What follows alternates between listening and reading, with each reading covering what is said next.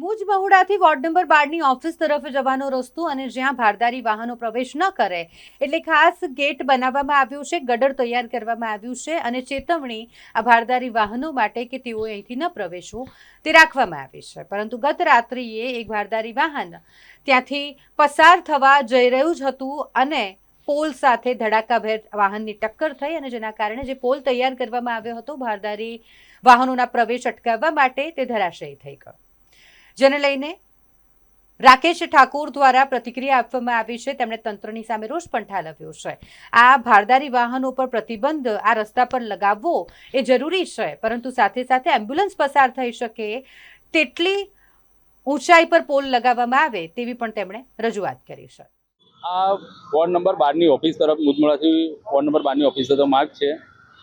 અહીંયા એક એ લગાવ્યું તો ભારદારી વાહન ના જાય એના માટે એક ગેટ લગાવ્યો હતો, તો કાલ રાત્રે લગાવ્યો, આજે તો છૂટો બી પડી ગયો, એટલો મજબૂત લગાવ્યો હતો।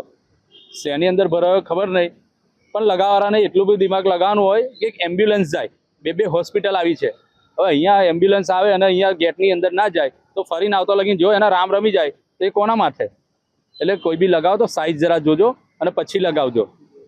આ કેટલું જોખમી હતું અહીંયા? આ જોખમી જેની ઉપર પડ્યું હોત તો ખબર પડી જાય, તૂટીને પડ્યું એટલે કેટલું મજબૂત છે ખબર જ પડી જાય।